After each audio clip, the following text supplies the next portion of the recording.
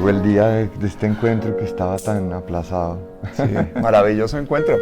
Además, esta casa que tienes llena de rincones mágicos, de verde, de arte.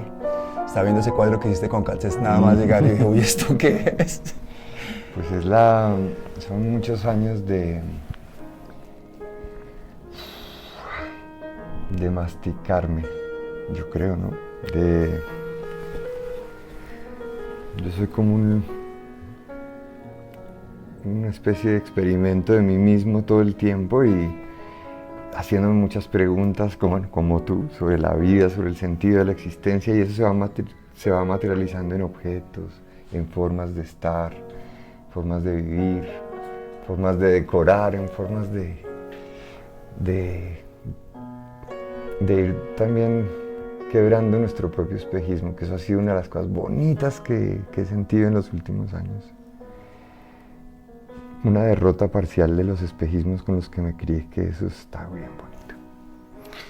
Eso, los que vivimos fuera del país y nos tenemos que reinventar, que nos obliga a una metamorfosis muchas veces, volvemos a Colombia y decimos, oiga, yo era así, como eran mis amigos, yo era tan clasista, yo era tan machista, yo era tan racista, incluso dentro de la propia familia uno a veces ve el contraste y agradece uno a veces haber tenido que exiliarse o haber tenido que salir, porque se da uno cuenta que aquí uno a veces no tiene la oportunidad de reinventarse.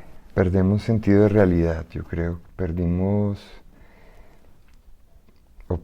la posibilidad de referenciarnos con otros modelos de vida posibles, con otras formas de estar más éticas, más pacíficas. Y cuando no tenemos ese referente, pues nos seguimos viendo entre todos alimentando esas cosas de las que hablas tan dolorosas. Sociedades excluyentes, pegadas del dinero, pegadas del tratar de imitar, ¿no? De ser una imitación de algo más que nunca alcanzaremos a ser. Entonces, bueno, es muy bonito. Yo sé que para un ser humano como tú, que tuvo que salir, es como aprender a volar con las alas rotas. Pero sin embargo, con esa bondad y con esa posibilidad de reconstruir un universo que ahora viene de regreso a enseñarnos y a darnos perspectiva de país. Eso yo lo agradezco cada vez que te veo en cada una de tus intervenciones. ¿Ah, sí? ¿Entonces tú habías visto ya palabras Claro mayores? que sí. ¿Qué responsabilidad tan tenaz? Claro que sí. Yo a veces no soy consciente del alcance que tienen estos medios alternativos, me sorprende muchísimo. Ir yo, por ejemplo, a caminar y abrir el teléfono y empezar a hacer un directo y ver que de pronto se conecta alguien y empezar yo a hablar y de pronto ver que hay 500 personas ahí que están en diferentes países, que están en Colombia, que están en los territorios, que están con esa necesidad de escuchar conversaciones como esta. Es lo que te decía hace un rato. Margarita Rosa del Francisco el otro día dijo, conversen sobre todo, bueno, de orillas diferentes, conversen sobre los temas álgidos, no más guerra sucia en redes sociales, los que sepan de los temas, aunque sean oponentes políticos, vengan y conversen. Lluvia de insultos y de amenazas. ¿Por qué le tenemos tanto miedo a hablar? No, yo creo que le tenemos miedo al otro. Nos educamos en una sociedad donde, primero donde las emociones nos han sido prohibidas, ¿cierto? Aquí esta sociedad privilegia el conocimiento, el dato, la cifra, privilegia a quien sabe muchas cosas técnicas y deprecia o subvalora a quien es capaz de llorar, de compartir una emoción, de conmoverse. Eso parece que nos debilitara socialmente. Eso estaba pensando. Se ve, en este mundo tan competitivo, cualquier persona que muestre algo de sensibilidad, inmediatamente lo ven como debilidad y lo machacan, ¿no? De acuerdo. Por eso tú nunca verás a un político ni derramando una lágrima, ni pidiendo un perdón, ni conmoviéndose genuinamente frente a, o diciéndole a un oponente político, sabes que tienes razón, gracias por eso que me acabas de decir, acabo de entender otro punto de vista. No, es una cosa. Y entonces una sociedad absolutamente privada de su emoción, castrada emocionalmente, le queda guardar rabia, guardar desesperanza, guardar tristeza, guardar odio, que se manifiesta de maneras inesperadas. Cuando uno ve que Colombia es un país con unos niveles muy altos de feminicidios, de violencias para las niñas y los niños, lo único que puedo pensar es en seres que tienen bloqueada su emocionalidad profundamente, que solo encuentran la violencia como una expresión de su propio ser. Yo he tratado desde mi música de abrir esos horizontes, ¿no? De tratar de decir, pongámosle a las emociones un nuevo lugar en esta sociedad, que podamos hablar libremente de lo que nos duele, de lo que nos entristece, de lo que nos emociona, emocionarse con que al otro le esté yendo bien, con que el otro esté saludable, con que el otro, la otra tengan oportunidades, y también conmoverse con el dolor. Y yo creo que ese es el papel de las artes. No me imagino unas artes que no sean políticas, no me imagino un arte que no se meta de lleno a participar en los debates gruesos del país. No me imagino un arte que simplemente sirve para entretener, para despistar, o incluso para favorecer algunos estereotipos de éxito, de masculinidad. Entonces yo me siento orgullosamente caminante, un camino muy solitario a veces. Pero estoy convencido de que este camino es el correcto. No matarse, no seguir estimulando los círculos de odio, ofrendarnos. Esto lo pienso incluso cuando te veo. Que a nosotros generacionalmente nos correspondió una misión que es ser ofrendas, ofrendar nuestra vida en vida, para que quizás otros que vienen después encuentren un espacio distinto. A nosotros no nos va a tocar claramente, pero dejaremos puestas sobre la tierra 2 o 3 semillas que eventualmente florecerán. Sabes que esa discusión sobre el pragmatismo de los que creemos en estas utopías, como puede ser la paz, la justicia social, esa discusión la tengo frecuentemente con personas que te dicen, bueno, ¿y tú qué haces? ¿En qué trabajas? Entonces, cuando tú dices, yo soy activista, no, pero tú eres médico, ¿no? Entonces, suponen que tú estás en un empleo, en un trabajo, la mayor parte de tu tiempo. Claro, si yo estuviese en un empleo la mayor parte de mi tiempo, no podría hacer activismo. Entonces, yo intento trabajar lo máximo en activismo, lo mínimo en mi profesión, intentar rentabilizarla para poder estar todo el tiempo posible haciendo lo que creo que merece la pena. Entonces inmediatamente la gente piensa, es que eso es rentable, entonces ahí es donde estás ganando el dinero. No, ahí es donde lo estoy gastando y es donde me la estoy jugando. Pero entonces te das cuenta que la mentalidad de la gente es siempre hacia lo productivo económicamente, el éxito, y todo eso en un mundo de desigualdad tiene que ir acompañado por la fuerza, por la injusticia. No hay una forma diferente para mantener una injusticia social como la de Colombia que a la fuerza. ¿Cómo vas a mantener a 20 millones de personas en la pobreza si no es con la fuerza, con el engaño? Y yo creo, Pablo, que, bueno, primero, estamos en una sociedad que nos dijo desde chiquitos, tú eres lo que tú haces. Y en realidad no somos lo que hacemos, nosotros somos lo que sentimos, nuestra intuición, nuestra manera poética o no poética de ver el mundo, y hacemos cosas por ello o hacemos cosas. Y la otra cosa que es muy importante es que es una sociedad profundamente enferma, que no está dispuesta a dejarse vencer, y para eso va a oprimir cuantas veces sea posible nuestra creatividad, nuestra capacidad de amar, de servir. Yo no creía tanto en esas teorías de la conspiración, pero ahora sí creo que todos somos Todos somos un poco robots de una conspiración que se reproduce a sí misma, que es mantener unas formas. Y tengo el optimismo, Pablo, de que eso está cayendo, de que eso se está desmoronando frente a nuestros ojos, que la gente está empezando a darse cuenta que el éxito no es acumular ni tierras, ni cosas, que la juventud es una juventud más conectada con la naturaleza, con un respeto por las otras formas de vida, que los niños son niños con unas sabidurías y unas profundidades en su empatía, en su manera de estar.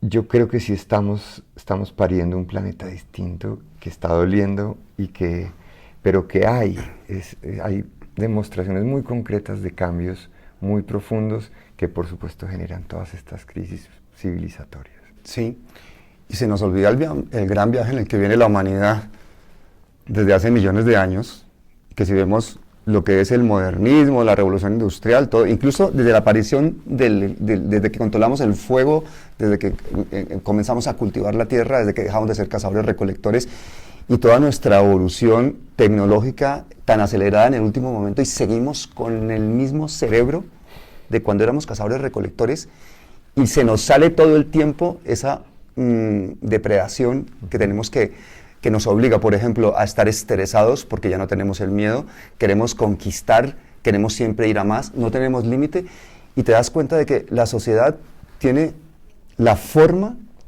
que se necesita para que cumpla esa función.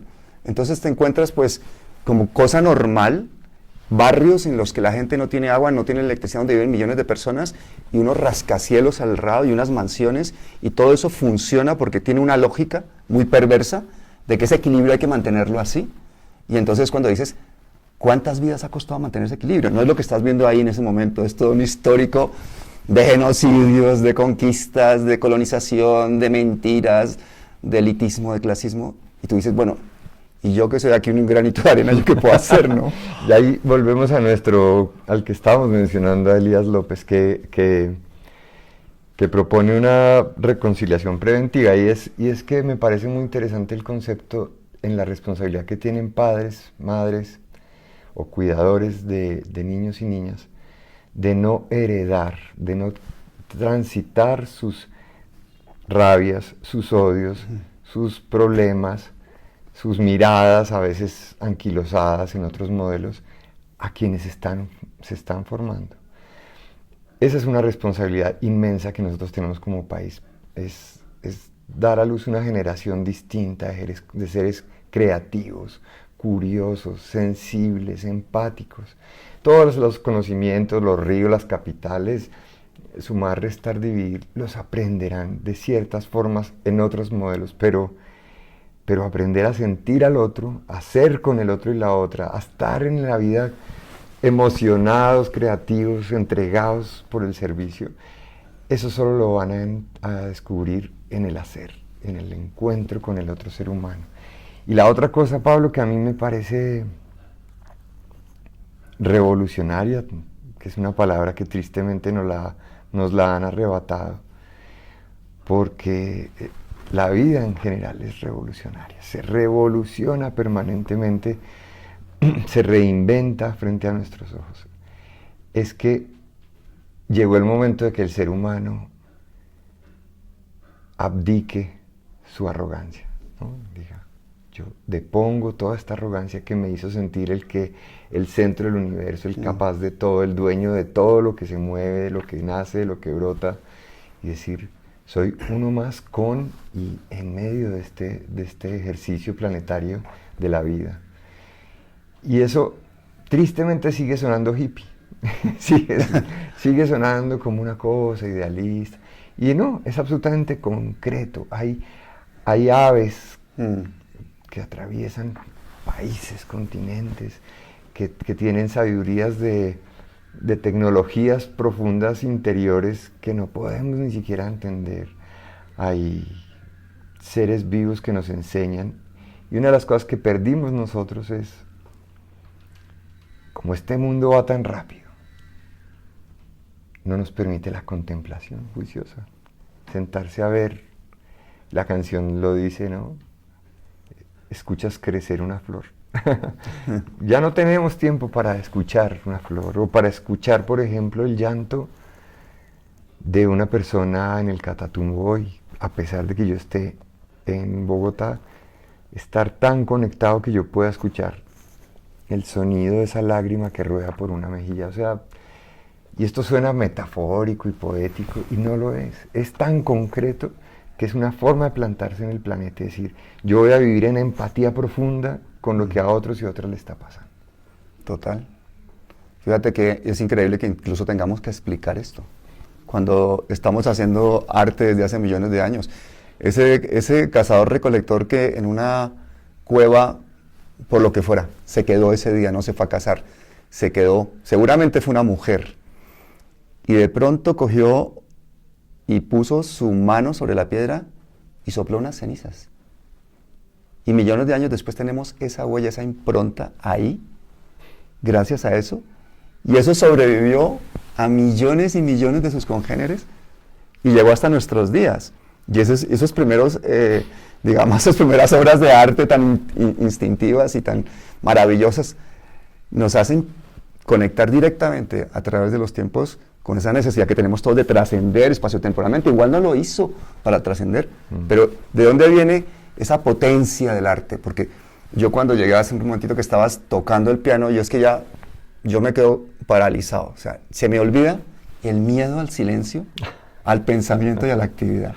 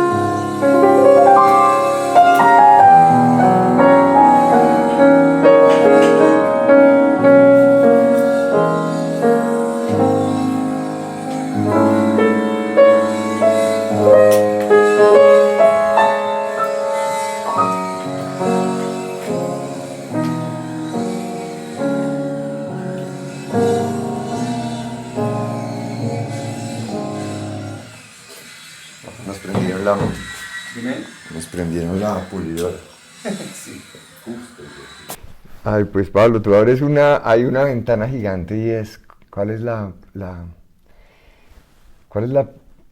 misión de las artes, ¿no? En esta sociedad? Y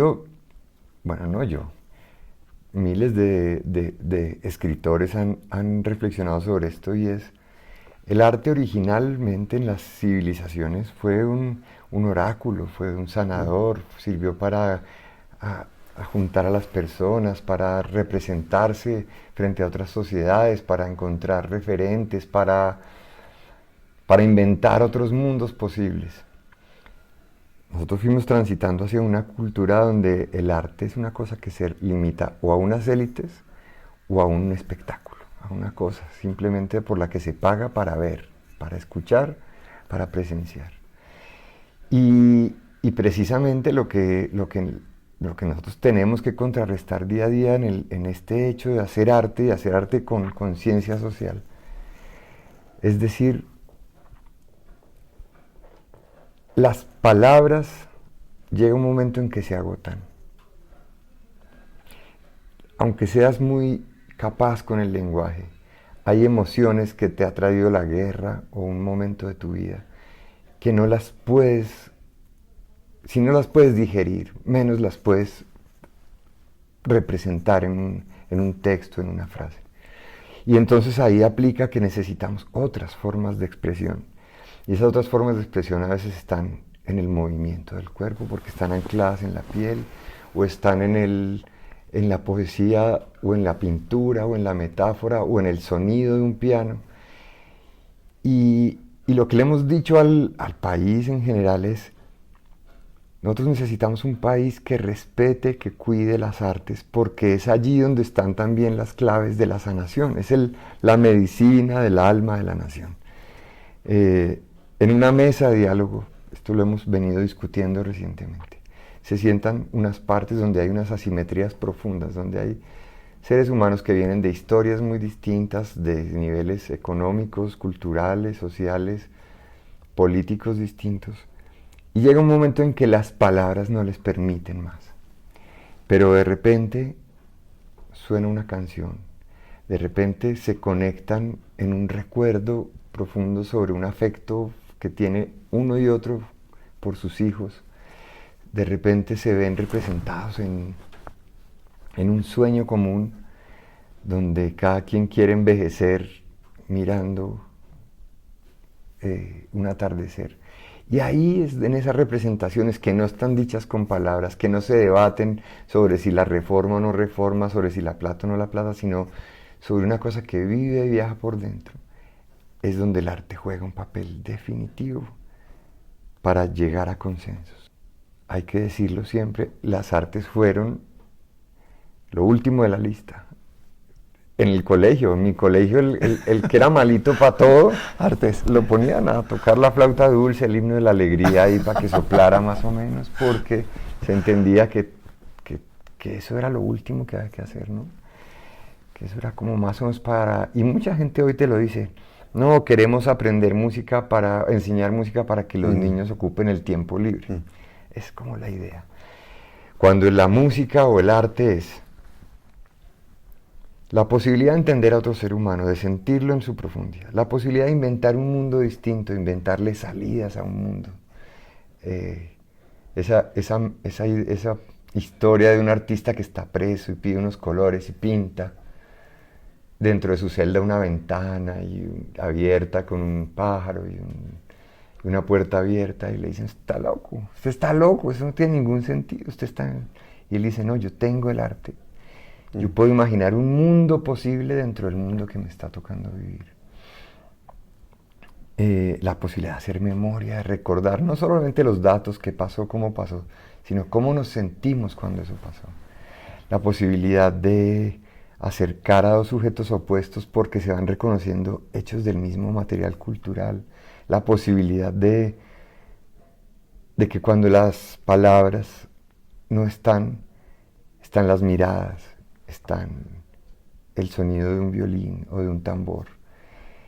Y esa es la dimensión que a mí me parece que a esta sociedad todavía le falta comprender para apoyarse en un camino que lleve a la paz.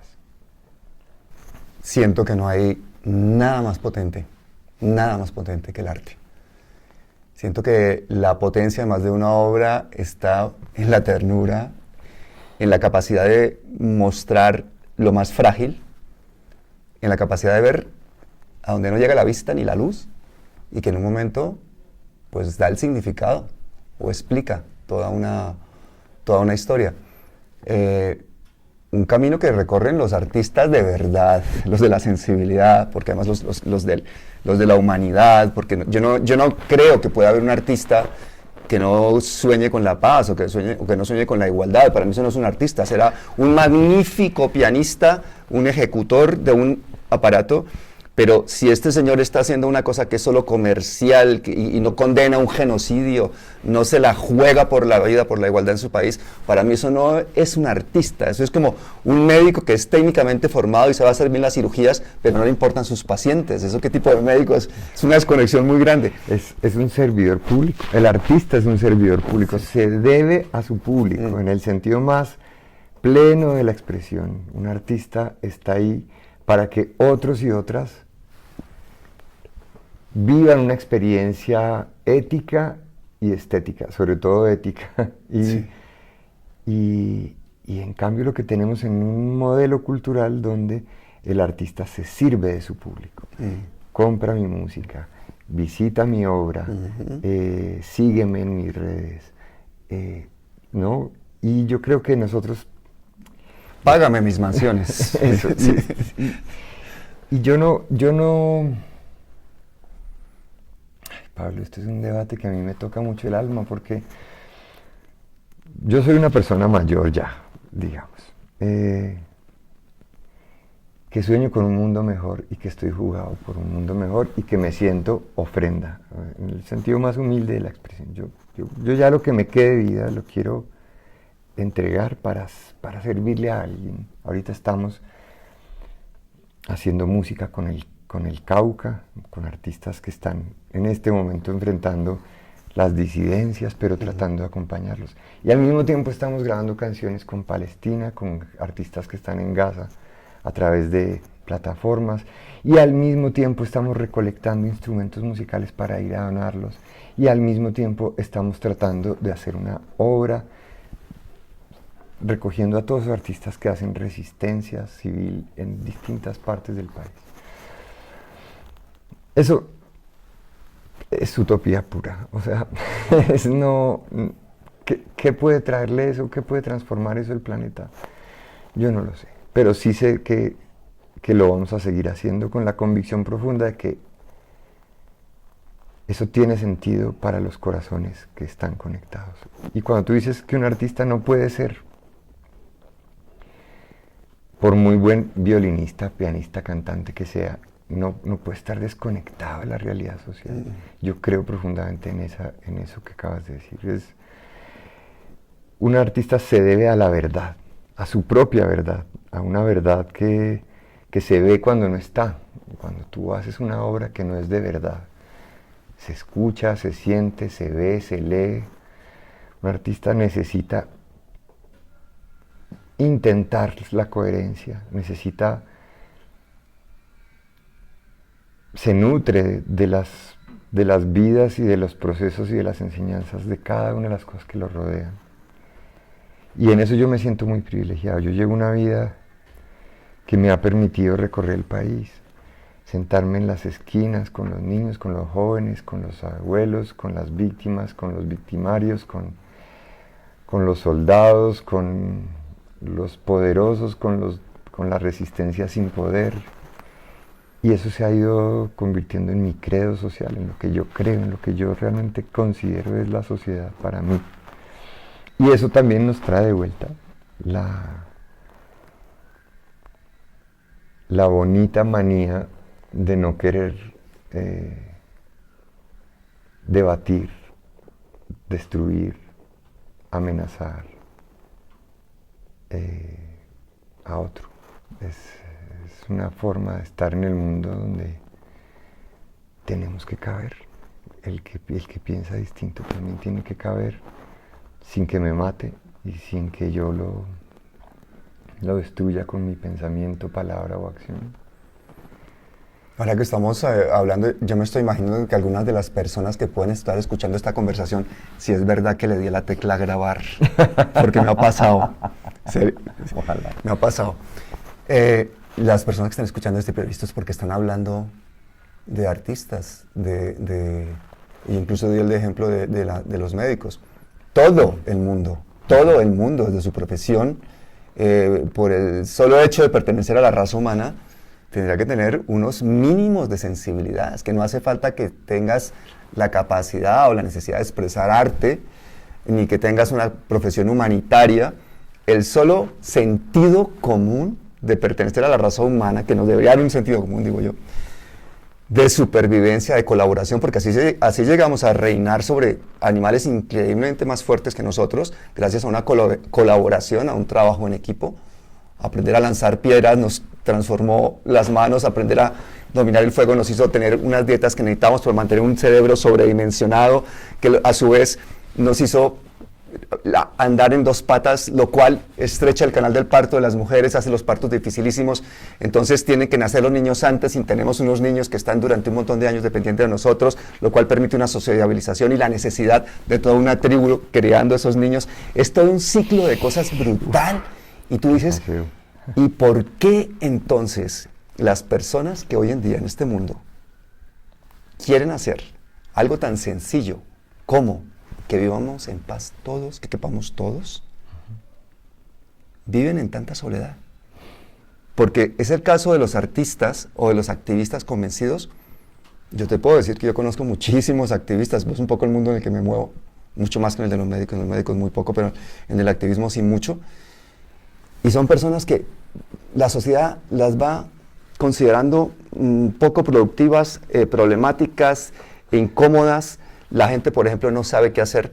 Yo creo que una persona que tenga esa sensibilidad es muy amante de los silencios, de las reflexiones, y aquí queremos llenar todo con ruido, con opiniones, con cosas.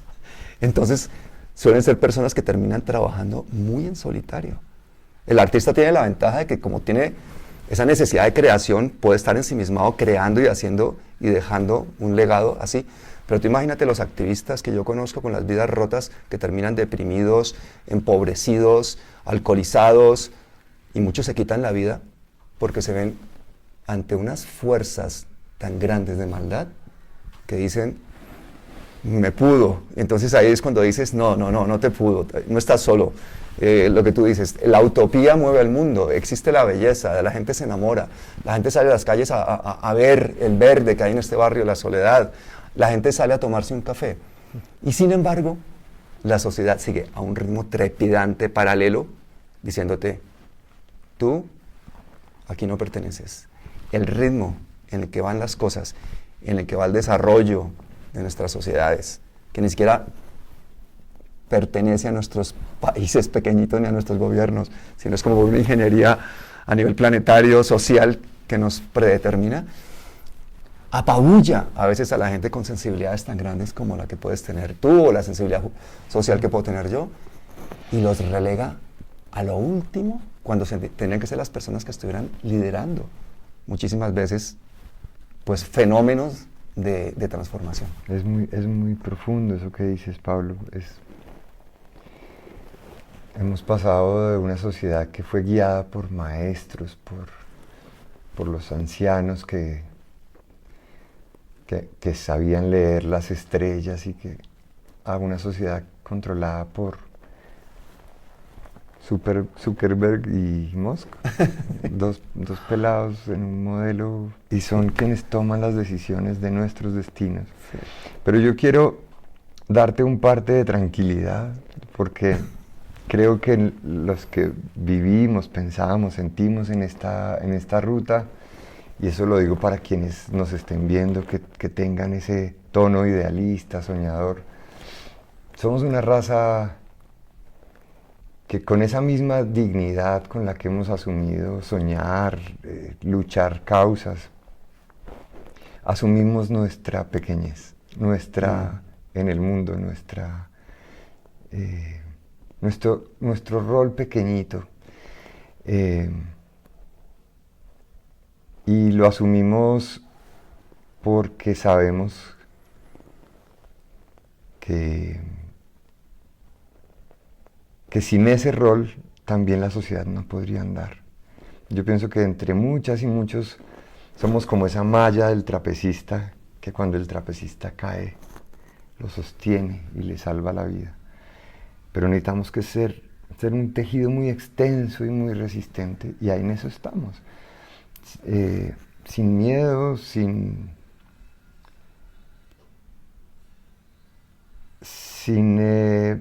miedo a la no trascendencia. Yo creo que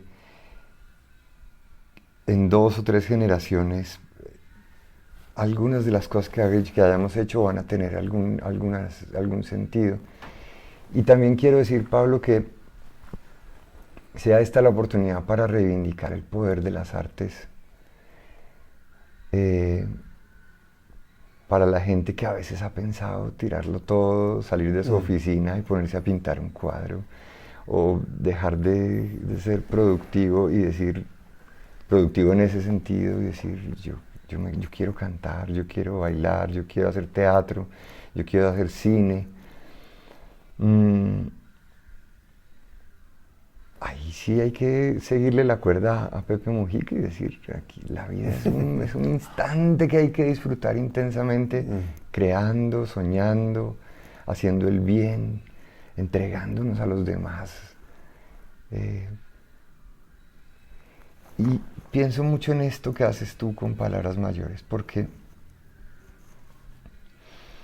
con cada capítulo, con cada historia, tú eres la aguja que va guiando la unión de esos dos pedazos de tela. Y sin darte cuenta has tejido inmensos trozos, mantas que cubren, que cobijan, que dan abrigo, simplemente siendo esa aguja que une segmentos y segmentos y segmentos de miradas, de formas de estar en el mundo. Y yo te lo agradezco mucho, ¿sabes, Pablo? Yo te agradezco porque yo puedo intuir la cantidad de, no solo de sacrificio y de trabajo que hay detrás de esto, sino de preguntas, de incertidumbre, pero que has ido juiciosamente hilando, para que esa foto grande que se llama Palabras Mayores hoy sea una cobija que le da abrigo a muchas ideas y a muchos proyectos en este país. Insisto, algunos pensarán en ti como un ser que genera peligro, que desata o que destapa más bien algo que la misma sociedad no quiere que se vea. Pero a nosotros nos correspondió una responsabilidad histórica que es poner eso sobre la mesa. Y lo hemos asumido con valentía, lo has asumido con valentía. Y a cada persona le corresponde eso, incluso en el rol de su propia familia.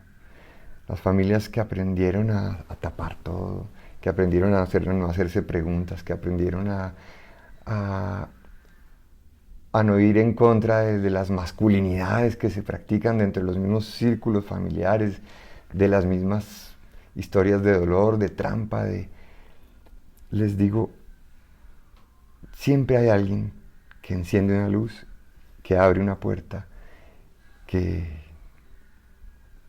derriba un muro, y aquí estamos frente a, pues por lo menos frente a una persona que está haciendo esa tarea de una manera muy valiente.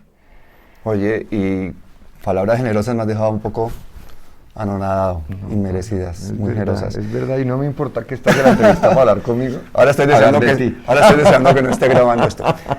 Te voy a contar una cosa que no le he contado a nadie, que yo creo que es importante, porque es que has tocado un punto que yo creo que le puede servir a muchos de los jóvenes que nos estén oyendo. Este canal no lo oyen muchos jóvenes, y a mí me gustaría que los padres que oyen este canal le pongan esta conversación a sus hijos, porque estas son las conversaciones que deberíamos tener, tranquilas, sin necesidad de tener la razón. Quiero contarte una anécdota personal que no la he contado nunca, que solamente la saben prácticamente 3 personas. 4 conmigo. O en este momento 4, y si esto está grabando, alguno más.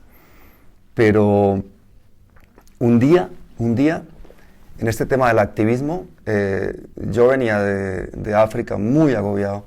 Yo estaba trabajando en el Chad, que es el segundo país más pobre del mundo. Estábamos haciendo campañas, recogiendo fondos en los colegios, pero sobre todo haciendo pedagogía, mostrando a los niños pues, las necesidades, la pobreza. Y hacíamos unas campañas autosostenidas para no depender de dinero de ningún gobierno. Y criticábamos muchísimo pues, el colonialismo francés, el imperialismo francés sobre África. Los 10 países más pobres de África pues, son excolonias francesas. Chad era uno de ellos, a pesar de tener petróleo. Y yo venía muy deprimido en uno de esos viajes, vine enfermo, bueno, me pasó de todo. Y llegué a mi casa, coincidió con que mi familia se marchaba y yo me quedé un fin de semana solo. Y yo me fui, se marchaban el viernes, y yo me fui el viernes. No me preguntes cómo ni por qué, César. Y fui y me compré 2 lienzos de 2 metros por 1 metro. Es como las escenas de Al Capone cuando van a matar a alguien, que ponen un plástico en el suelo. Hice lo mismo en el salón de mi casa, retiré todo. puse esos dos lienzos, me compré una cantidad de pintura, acrílicos, que fue con lo que me enseñaron a pintar cuando estaba en el colegio, pues me compré acrílicos, no sé manejar óleos. Nunca había pintado un cuadro, pero es que no solamente era la necesidad, sino es que tenía la certeza de lo que quería hacer. Y me tiré en el suelo, ahí, 3 días a pintar, mejor dicho, eso fue patético porque yo terminé medio enloquecido pintando, buscando texturas, buscando colores. Yo sabía que quería representar unas montañas, una montaña verde, una montaña inmensa con texturas. Yo había traído de los viajes arena del Sáhara, había traído tornillos oxidados de los pupitres de los niños, trocitos de madera, y todo eso tenía que tener un sentido ahí, pero tenía que relacionarlo también con, pues, la Sierra Nevada de Santa Marta, con nuestros problemas, y fue 3 días ahí. Yo prácticamente no comí, prácticamente no bebía. Yo estaba ahí en calzoncillos, en mi casa, en 4 patas, haciendo algo que yo decía, esto cada vez tiene peor pinta, pero no me importa, y si no pasa nada. Y entonces va a ser como el cadáver de Al Capone al otro, y lo va a meter entre un plástico y lo va a tirar. Y no lo tiré, y eso se secó. Y se quedaron unas texturas, se quedó todo un proceso ahí, y esos cuadros los tengo ahora en mi casa. Esos son de los cuadros, de las cosas que me dije, bueno, ¿qué fue lo que pasó aquí? Me gustaría mucho ver ese cuadro. Sí, lo vas a ver, lo voy a poner para que la gente lo vea. Empiezo a transitar ese mundo ya había pintado algunas cosas antes porque me había pedido mi hijo que le pintara un Batman, un Superman, no sé qué. Y yo lo que hacía era calcar y luego pintaba por encima con acrílicos y para que el niño... Pero volver otra vez a coger pintura, aunque fuese un lienzo pequeñito y todo eso, después se me vino todo eso encima y dije, bueno, aquí estoy solo, ahora tengo que pintar un cuadro. Pues empecé a pintar y a pintar y a pintar y a pintar, pero siempre con esa simbología. Claro, afortunadamente en mi casa, pues ya sabían que yo estaba medio loco, ya me dejaban hacer lo que me diera la gana. Y entonces seguía haciendo ese tipo de cosas. Esos cuadros, un día los vio alguien y me dijo, ¿por qué no enseñas esos cuadros? Y me ayudó a organizar una exposición. Y hicimos la exposición, había un montón de cuadros, porque yo terminé pintando como 50 cuadros, de todo tipo, eran todos abstractos principalmente. Y cuando hicimos la exposición, pues yo estaba como avergonzado. A ver, yo no soy artista, yo nunca me he sentido artista, nunca he querido tener un rol específico, pero con el tema del arte sí que me sentía súper intruso, porque yo decía, esto es una porquería, esto es una mierda. Bueno, pues en la exposición esa pasó algo muy curioso, y es que hubo una persona que le preguntó a alguien de los que venían conmigo, ¿cuánto cuesta ese cuadro? Y me lo dice, oye, que este cuadro, yo voy a vender, no, yo no voy a vender ningún cuadro, o sea, te lo regalo. Me dice, no, que lo vende, que quiera hacer una donación para tu ONG, para no sé qué tal, que le pongas un precio, que si no quieres el dinero tú te lo das a la ONG y que le pongas un precio. Y yo me quedé como que, esto sí no lo tenía calculado ni preparado. Imagínate que... Pues hermano, la persona que estaba interesada, entonces hizo una pregunta que cambió totalmente ese transcurrir. Dice, ¿cuánto cuesta hacer un pozo en el chat? Y entonces yo le dije, cuesta tanto. Y me dice, pues eso es lo que te va a pagar por ese cuadro. Eso eran varios miles de euros.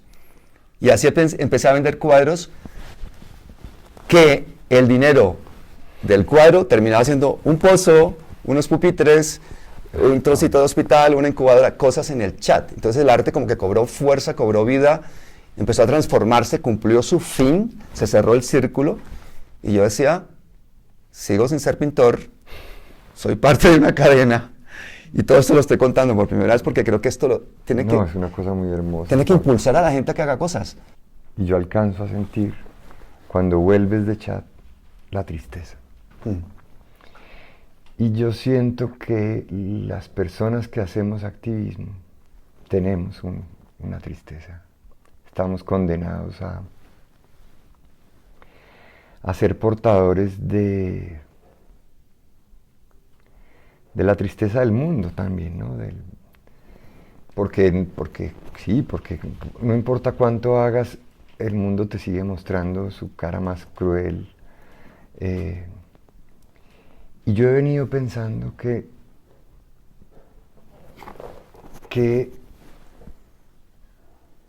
ese es el único regalo que yo no le quiero dar al monstruo de la guerra, y es que se lleve mi alegría, que se lleve mi esperanza, que se lleve mi sonrisa.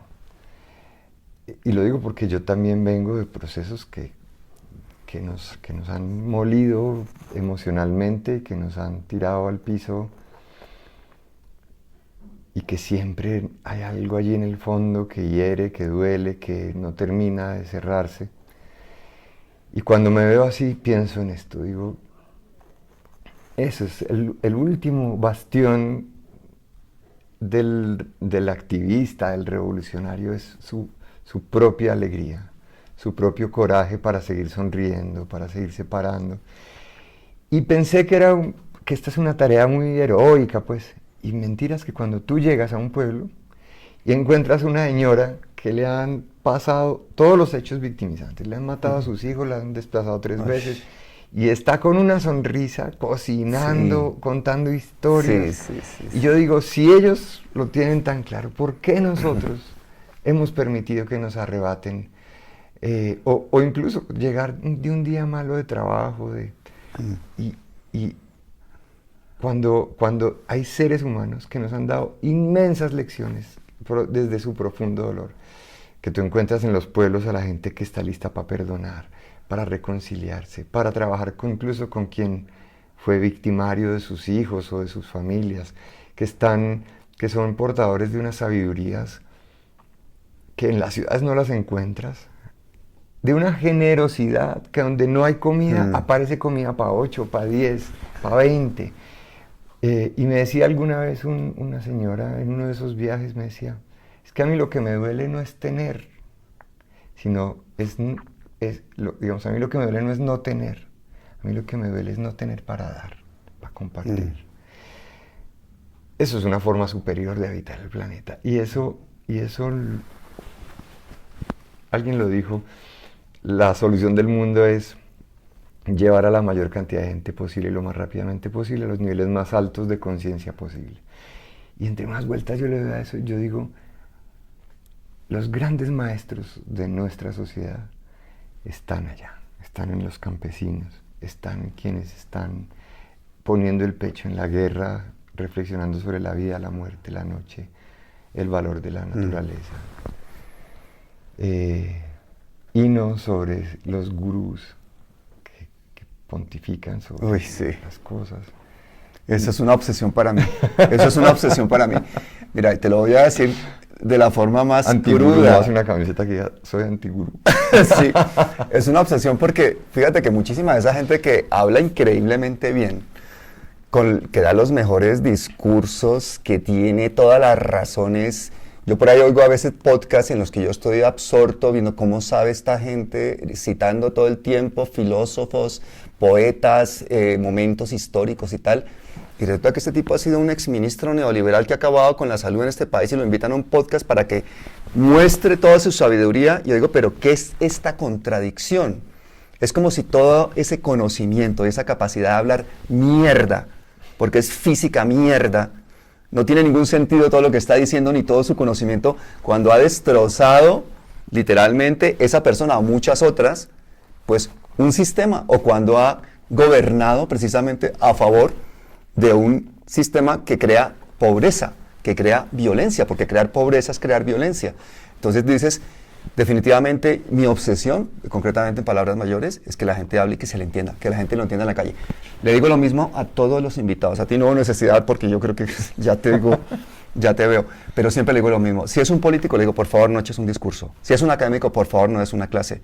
Imagínense que vamos en el Transmilenio, que vamos tú y yo en el Transmilenio, y se suben 2 adolescentes en la banca de adelante. Y nos paran oreja. No, y tú y yo queremos que nos paren a oreja, no nos van a parar oreja. Tú y yo queremos que nos paren oreja. Y vemos que hay uno que está, por ejemplo, drogado. Entonces, tú y yo queremos que nos paren oreja. Y entonces intentamos mantener una conversación que les dé una salida, que les dé una esperanza y que ellos la entiendan y que cuando ellos se bajen del Transmilenio digan, pero entonces esto se puede hacer de esta manera, estos que estaban hablando, voy a mirar esto. Ese es el único objetivo de Palabras Mayores, que la gente lo entienda.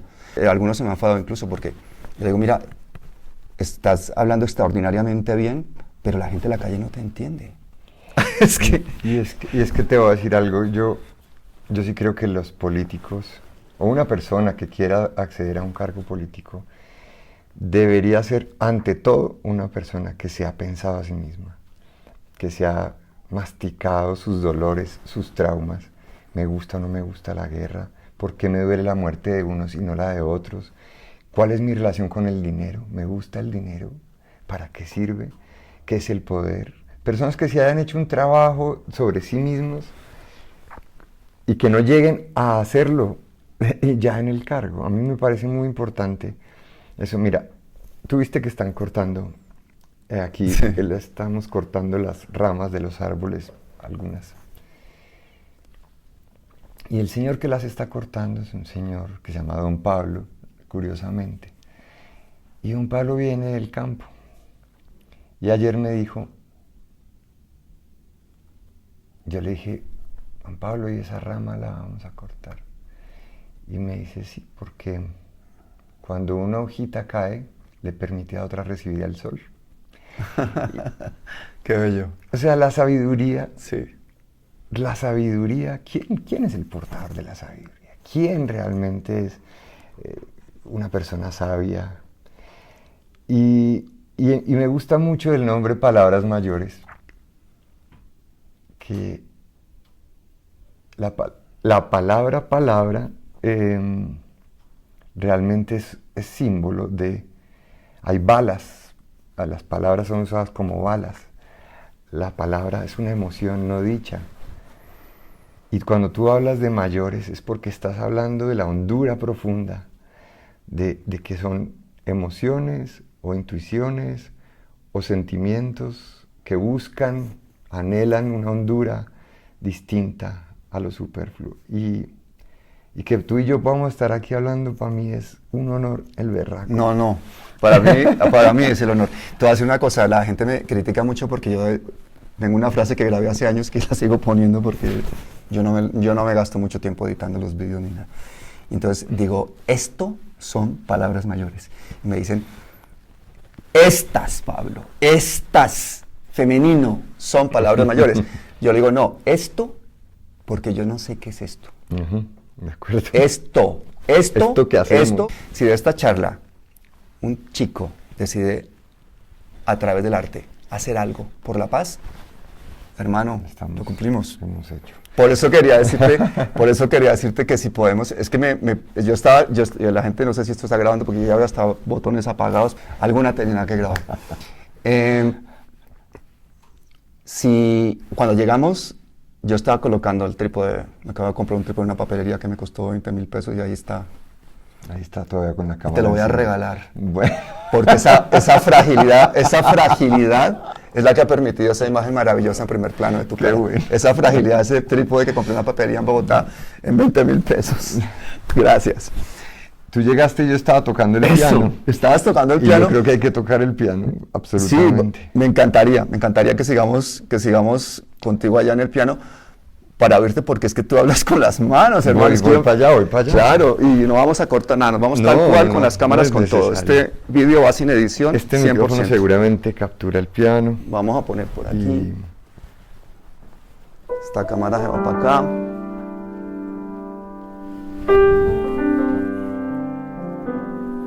Esto no es TikTok, gente. Así que siéntense, búsquense algo de tomar.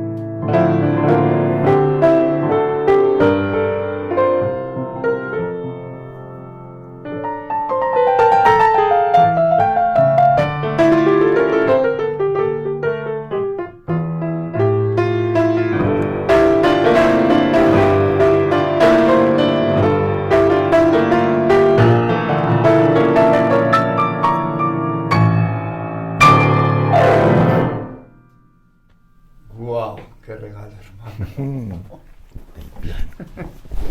Ah, qué bello. Gracias, Qué bello. Gracias.